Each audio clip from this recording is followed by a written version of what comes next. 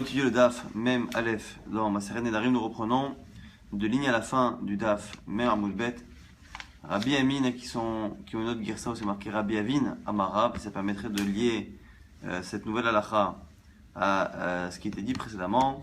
Rabbi Avin ou Rabbi Ami, Amarab, disons dans le Rav, Ma'irti ve'ata ben Adam, Aselecha kilegola, marqué dans le prophète Yecheskel, que Akadosh Baruch Hu, lorsqu'il parle de la galoute, il nous dit de préparer Kelegola, des ustensiles pour la galoute. Il nous dit ici la Gemara, Zoner ou Ka'ara Veshatir sont trois ustensiles de première nécessité que Akadosh Baruch Hu nous prévient que nous n'aurons pas en galoute, donc il faut les préparer. Ner, donc c'est la bougie pour s'éclairer.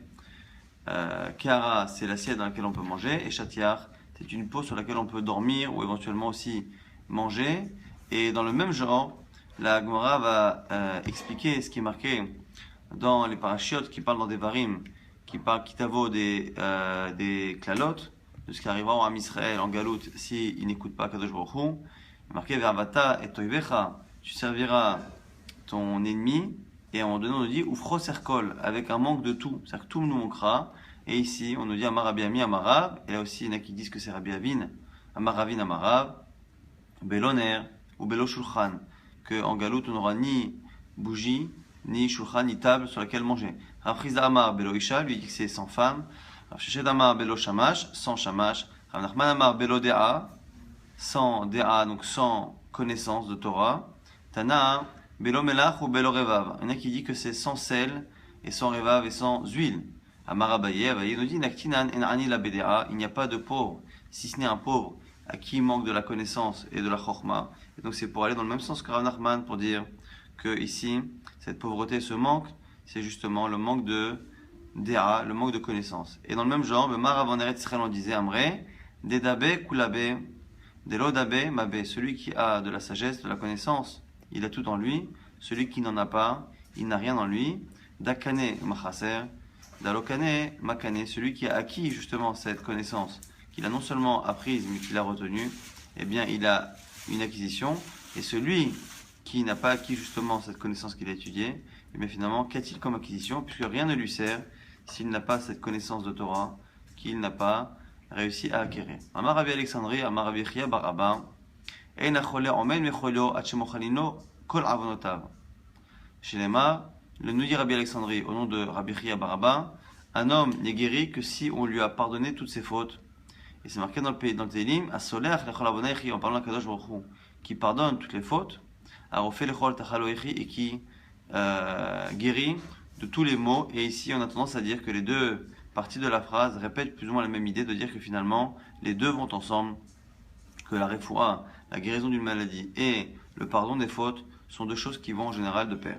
Rav Amnuna Amar, Choselimin Alumav, nous dit Rav Amnuna, cette personne-là qui, lorsqu'elle guérit, a tendance à revenir à sa jeunesse. Chez Nema, c'est marqué dans un pasuk, Rutafash Besaro, Audioter, le pasuk nous dit que Retufash Besaro, Min Noar, Yashuv, Limer Alumav, celui justement qui guérit de son mal, eh bien Yashuv Limer Alumav, il reviendra justement à ses jours de jeunesse, donc il aura cette tendance à rajeunir une fois qu'il a passé une maladie. On nous dit aussi que Kol Mishkavo Afarta Becholio, Amar Rav Yosef, Lomar de Mishakach Nimudo, c'est marqué là-bas dans le verset, que Kol Mishkavo Afarta Becholio, que sa couche elle a été retournée par cette maladie. On dit Rav Yosef que la personne qui tombe malade, eh bien oublie son étude, et justement Rav Yosef qui donne cette halakha-là a vécu justement cette chose-là. Rav Yosef Khalash lui-même est tombé malade, et il a oublié son étude. Adré Abaye Kame, et Abaye lui rappelait justement toute la halachot qu'il avait entendue lui-même de Rav Yosef. Aïnou, de Bechol Durta Amrinan, c'est ce que l'on dit souvent dans le chasse. Amar Rav Yosef, Loshmi Ali Adashmata, lorsque Rav Yosef entend une halakha qui dit qu'il ne la connaît pas, à ce moment il lui répond Abaye, Amar Abaye, At Amritani Alan, c'est toi qui nous l'as apprise, mais Hamatnita, Amritani Alan, et Abaye a même la gentillesse de rappeler à Rav Yosef la source à partir de laquelle Rav Yosef avait donné cette halakha. Kavagmir Rabbi, Tlat Asre Ape Ilichata, Agmara le Rabbi Chia. Lorsque Rabbi Danassi a appris 13 fois, 13 compréhensions de la halakha, donc 13 compréhensions de la Mishnah, il a commencé à les enseigner à Rabbi Chia. Shiva Mineon, 7 parmi les 13. Les sauf Khalash Rabbi, mais à la fin des 7, Rabbi est tombé malade et donc il a oublié une partie de son étude. Adar Rabbi Chia Kame, An Ushiva Ape Dagmere, Shita Azdu. Donc, qu'est-ce qu'a fait Rabbi Chia? Il a pu réapprendre à son maître les 7 manières, les 7 compréhensions qu'il a reçues. Il a pu les lui rendre, mais les 6 qu'il n'avait pas apprises, il ne pouvait pas les lui apprendre. Qu'a-t-on fait? Avahu Katsra, Avashmiale les Rabbi, Kedavagaris Leo. Il y avait un koves, un blanchisseur, qui était présent chaque fois que Rabbi enseignait la Torah, et donc qui avait entendu les 13 compréhensions de la Mishnah. Azal Rabbi Chia avec Gabar Yatnon, et Rabbi Chia est parti chez lui apprendre les 6 compréhensions restantes. Et il a fini par revenir les apprendre à Rabbi. Lorsque Rabbi du coup voyait ce blanchisseur qui de manière indirecte lui avait permis de récupérer une partie de sa Torah, Amarle, Rabbi Ata Asita Oti Ve'et Chia. À ce moment-là, Rabbi Yudanasi, elle l'appelait Rabbi, il l'appelait mon maître. Tu m'as fait moi et tu m'as fait Rabbi Chia, c'est-à-dire que tu nous as permis à moi et Rabbi Chia de connaître la Torah. Il y en a qui disent qu'il ne disait pas ça. Mais simplement, Rika Amarle, Ata Asita et Chia, Chia Asauti. Toi tu as fait Chia, toi tu as enseigné la Torah à Rabbi Chia, et Rabbi Chia m'a enseigné la Torah. Et ici, quelle est finalement la différence entre les deux versions? Le Maran nous dit que c'est, est-ce que lorsque l'on a quelqu'un qui a appris la Torah à mon Rav, qui lui-même a appris la Torah, est-ce que je me dois de considérer celui qui a appris à mon Rav comme mon Rav ou non?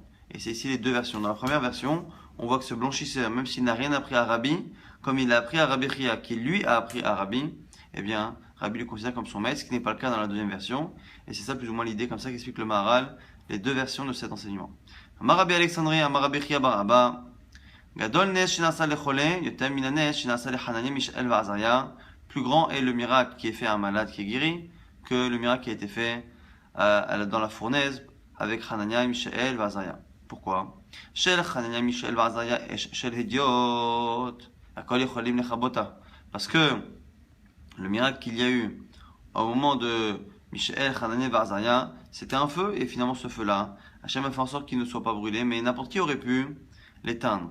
Vezo Shel Chole, Shel Shamaim hi, ou Miachol Echabota, parce que le feu d'en haut, qu'il y a cette maladie-là, qui peut l'éteindre, donc le miracle est finalement plus grand. Marabi Alexandria, Marabi Chia Baraba, Ve Amrela, il y en a qui disent que c'est pas Rabbi Alexandria, il y en a qui disent que c'est Marabi Yoshua ben Levi. Lorsqu'arrive la fin d'un homme, le moment où il doit mourir, eh bien, tout le monde peut le dominer et le tuer. Chez Neymar, c'est marqué au sujet de Caïn lorsqu'il a tué son frère. Il savait que du coup, il était passible, lui, normalement, de mort. Et il avait peur, il a dit à Kadosh Baruch Hu, qu'il craignait que Vehaya Kol Mosei Yargeni, de peur que chaque personne qui me trouve me tue. Donc, du coup, on voit ici qu'on a une allusion à ce fait-là, que lorsque quelqu'un doit mourir, tout le monde a la possibilité justement de lever la main sur lui et de le tuer. Rav Amar, il y en a qui disent qu'on l'apprend d'ailleurs. Minaden Kra, de cet autre verset. En Teilim, Kuftutet, les Mishpatecha Amdu Hayom, Kiakol Avadecha. Lorsque quelqu'un, justement, les Mishpatecha Amdu Hayom, il se dresse aujourd'hui pour son jugement, Kiakol Avadecha, à ce moment-là, tout le monde est le serviteur d'Akadosh Baruch Hu pour lui appliquer son jugement et le tuer.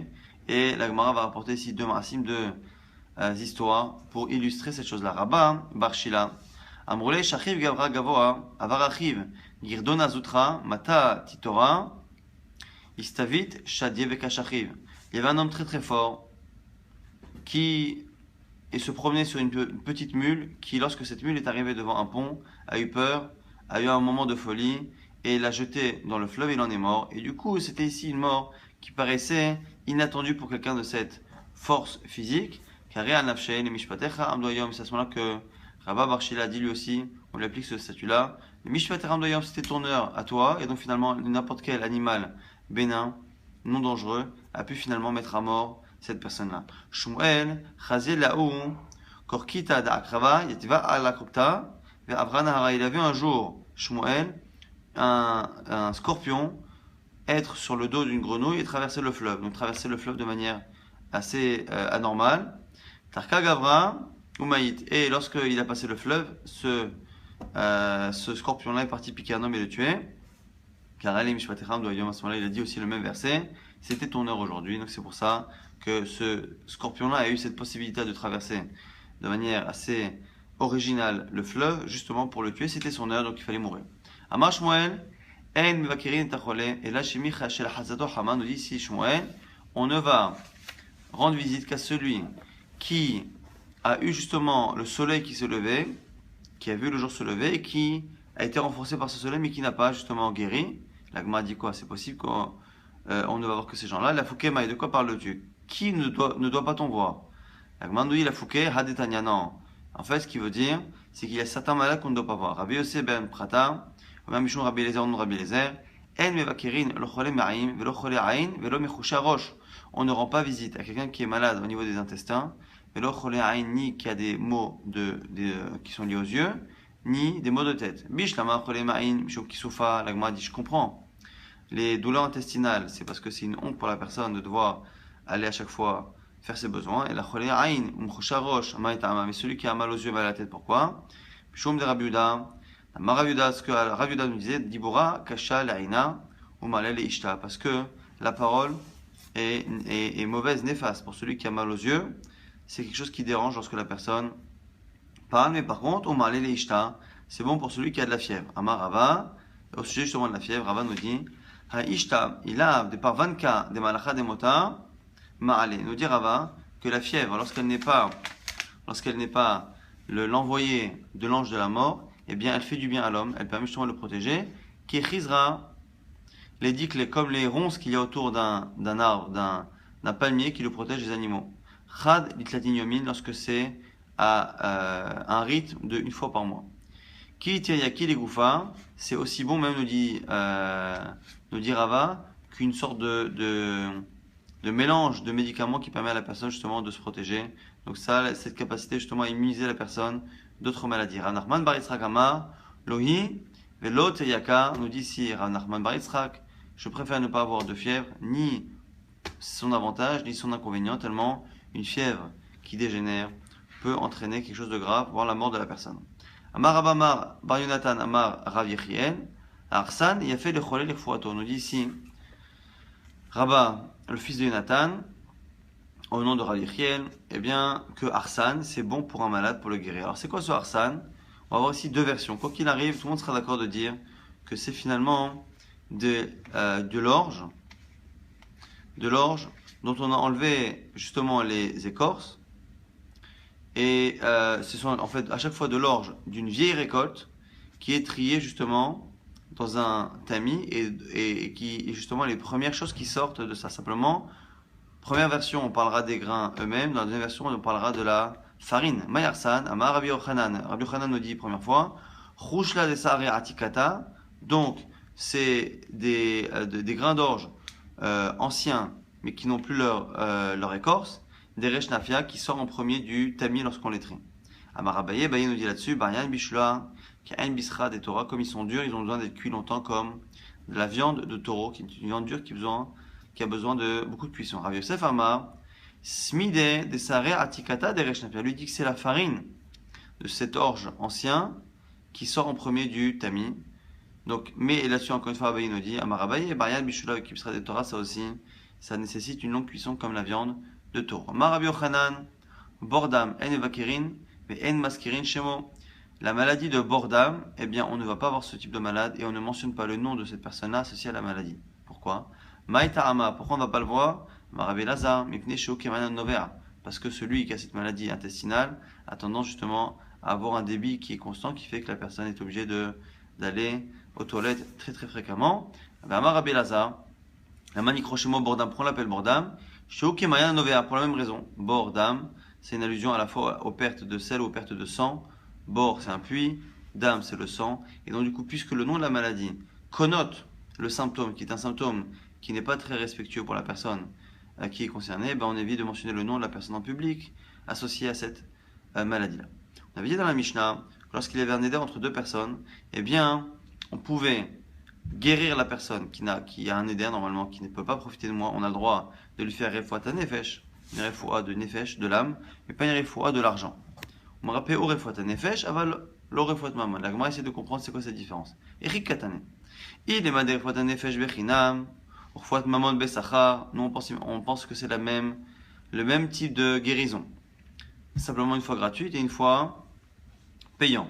L'agma dit, mais on aurait dû dire, litne, mais rappelé au mechinam, avalo besachar, on aurait dû dire, il le guérit gratuitement, mais pas de manière payante. Pourquoi dire qu'il lui fait une refoua du nefesh, de l'âme, une refoua de l'argent? Quand on guérit quelqu'un contre de l'argent, on ne guérit pas son porte-monnaie. Et quand on lui fait gratuitement, on ne guérit pas son âme. Et là, refoua nefesh, gufo, refoua mamon, behemto. Finalement, la différence c'est quoi? C'est refoua nefesh, c'est la refoua de la personne elle-même. Refoua mamon, la refoua de l'argent, c'est la refoua de ce qui appartient à la personne, c'est la refoua de son animal, behemto. Et là-dessus, on nous dit, Marazutra, Bartuvia, Marav, non Rav, Avalomealo, Simploni Yafela, Simploni Rala. Mais par contre, même si on ne peut pas guérir la bête d'une personne qui n'a pas le droit de profiter de moi à cause d'un éder, on a le droit de lui donner un conseil médicamenteux pour guérir son animal. Nouvelle Mishnah, Veruhetz Eimo Beambatik de la, Avalo Bektana, on a le droit de se tremper dans un bain qui est grand, avec une personne qui n'a pas le droit de profiter de nous, mais par contre, pas dans un bain qui est petit. Pourquoi? Parce que le bain petit, lorsque la personne va venir se tremper avec son ami, eh bien, le volume corporel de la personne qui rentre dans le bain va avoir tendance à élever le niveau de l'eau, et donc l'autre personne sera plus couverte d'eau qu'avant, et du coup, il y a un profit pour l'autre personne qui rentre dans l'interdit du neder. Et chez la Imobamita, on a le droit de dormir dans le lit avec cette personne-là, même s'il y a un interdit de neder entre les deux. Rabbi Yehuda Omer, Bimot Achama, Avalo Bimot Akshamim, Mipnei Mehanehu, Rabbi Yehuda précise que l'autorisation n'est que en été, mais en hiver, lorsque l'on a froid, le fait de dormir avec une personne permet de profiter chacun de la chaleur corporelle de l'autre, et donc c'est interdit. Ça rentre dans l'interdit du neder. Ou Mesev Aimo Alamita, Vochel Aimo Alashochan, on peut s'accouder sur un lit, on peut s'allonger sur un lit, on peut manger à la même table.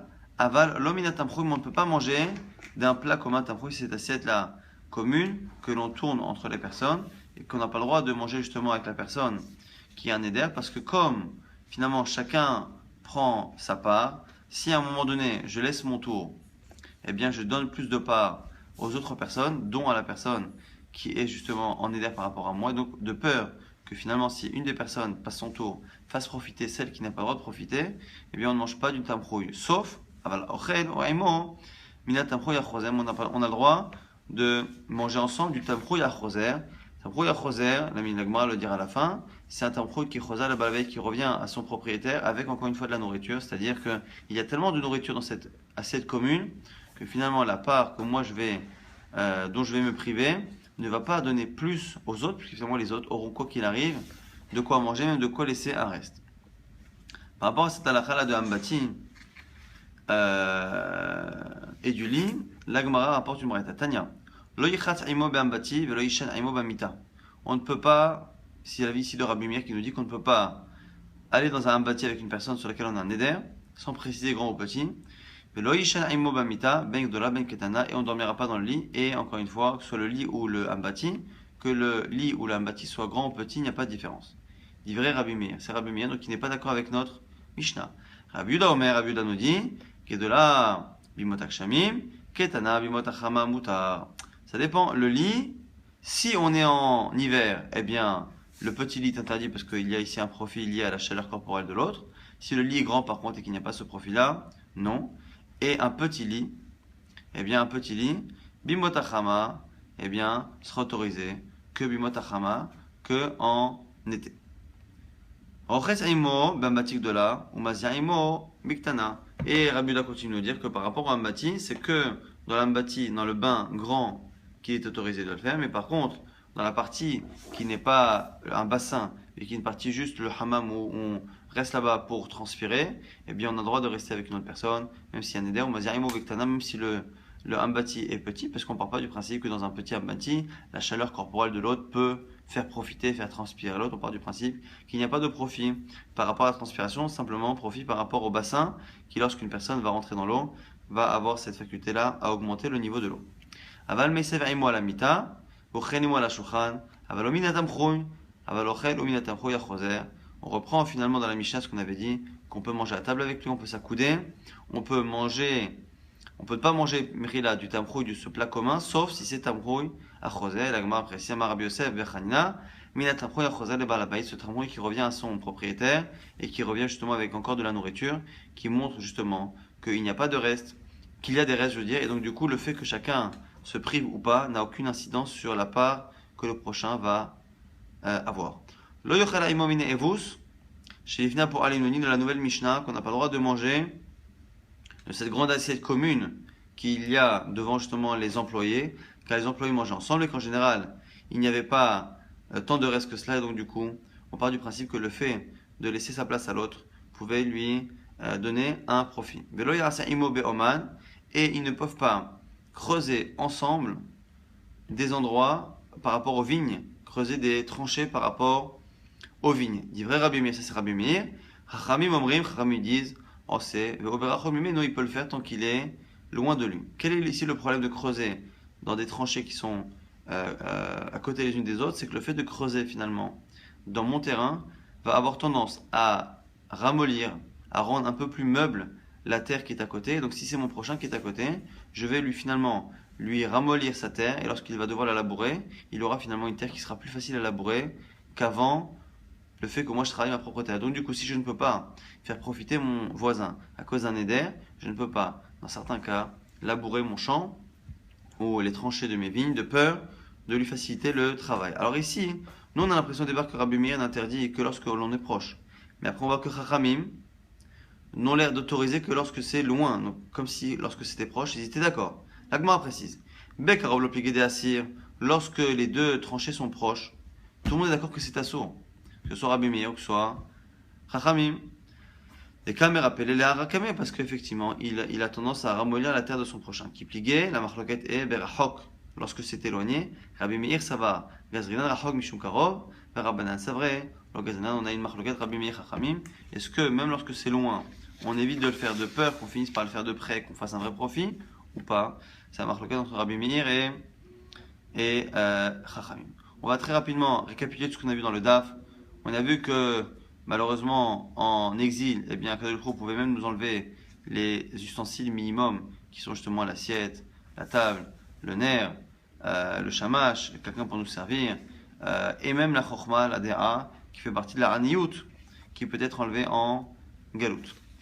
On a vu aussi que celui qui guérissait, eh bien en général, ça voulait dire qu'on lui avait pardonné ses fautes. On a vu aussi que celui qui guérissait en général retrouvait une certaine jeunesse. On a vu que celui qui était malade, eh bien, avait tendance à perdre son limouz, qui était le cas de Rabbi Yosef, et aussi en partie de Rabbi Donassi.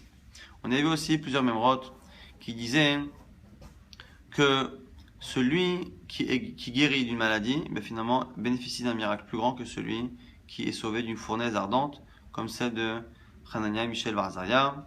On a vu aussi que lorsque quelqu'un devait mourir, que c'était son heure, eh bien finalement tout ce qu'il avait autour de lui pouvait servir d'envoyer d'Akadosh Baruch Hu pour le mettre à mort. On avait cité 2 versets pour essayer de trouver la source de ce marasé-là. On a vu aussi que on ne va pas voir 3 types de malades, ceux dont la parole peut déranger, donc comme ceux qui ont mal à la tête ou mal aux yeux, et ceux qui ne peuvent pas recevoir de manière décente, et c'est souvent ceux qui ont des problèmes intestinaux. On a vu aussi qu'il y avait une marloquette. Est-ce que finalement une fièvre qui est non dangereuse, est-ce qu'elle est bonne pour la santé ou est-ce que mieux vaut l'éviter? Marloquette entre Rava et Rav Nachman bar Yitzhak. On a vu également aussi qu'il y avait de l'orge d'une ancienne récolte qui pouvait être bonne pour la santé, pour un malade, et il y avait une discussion si on parlait ici de ces grains sans leurs écorces ou de la farine qui sort de cela. On a vu aussi que les maladies qui étaient liées à des problèmes intestinaux, on évitait à la fois de les visiter, à la fois de mentionner quand le nom de la maladie connote réellement le symptôme qui est honteux, eh bien on évite de dire la maladie et le nom de la personne à voix haute.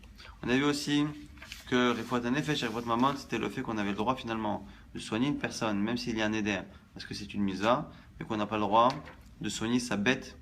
On peut donner un conseil pour la soigner, mais on ne peut pas la soigner nous-mêmes s'il y a un éder entre moi et la personne, parce que le fait de soigner son animal ne rentre pas dans la mitzvah, et c'est un profit. On a vu que dans la Mishnah, on permettait de se baigner dans un bassin commun si le bassin est grand, mais pas s'il est petit.